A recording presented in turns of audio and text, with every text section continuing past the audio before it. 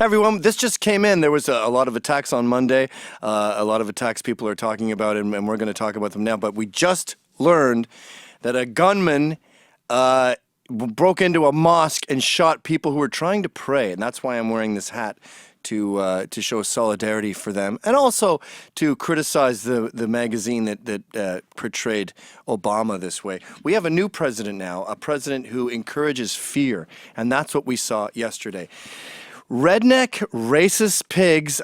They say he's Chan-Asian. I don't know what that means, but it basically means non-terrorist related, non-Muslim. A non-Muslim man went into a mosque and shot people, just like the white male patriarchy did in Charleston with Dylan Roof. We're seeing this all over the world, and it's what Trump is calling the civilized world. Check this out.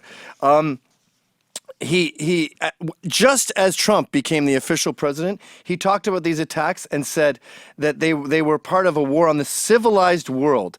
I saw this on Mike.com, which I read every fucking day.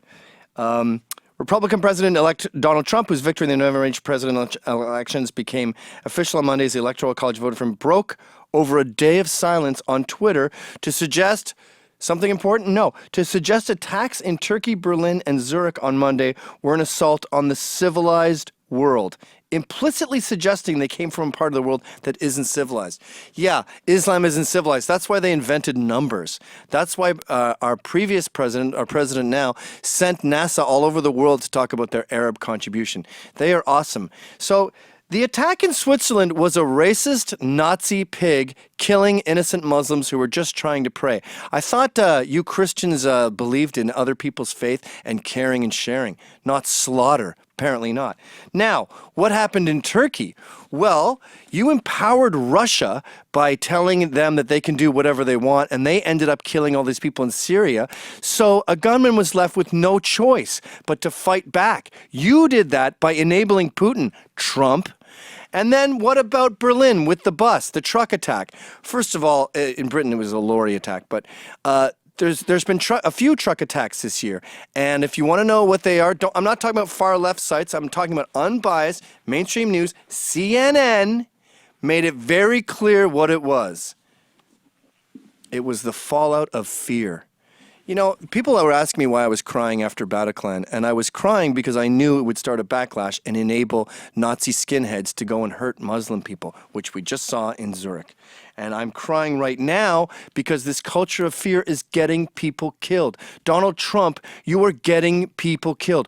By enabling Russia, you are getting people killed. We are leaving these Muslims with no choice but to fight back. Even in Pakistan, where it's 98% Muslim, they're still being forced to fight back against Islamophobia. It's so systemic that it even gets into Muslim countries and affects Muslims and other Muslims. That's how dangerous this hatred is. Hate affects everyone. Bigotry affects everyone, and you're not hearing the whole story. In fact, also in Turkey, no one's talking about this. There was a guy, I think he killed someone by a bridge. No, that was in Switzerland. That was the mosque guy, the racist. But over in the U.S. Embassy in Ankara, there was a guy who went in there with a shotgun, the U.S. Embassy, okay? That same time that the bus was the guy was shooting that Russian guy in self-defense through the back, just like a lot of people that have messed with Hillary. And this is the U.S. Embassy being attacked because we promote hate. Where have we seen this before? Benghazi. We allowed a hateful video to make Muslims so mad they were left with no choice but to attack our embassy. We ignored it. Hillary made it very clear that it doesn't make a difference now, but we kept going forward with our hatred, with our bigotry. We elected a racist president, and we almost had another U.S. embassy attacked.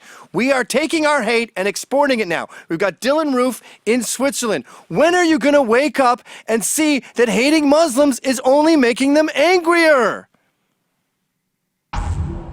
Hi, folks. That was a Rebel Media short. I have my own show on Rebel Media called How's It Going? You got to pay for that one. Check it out right here.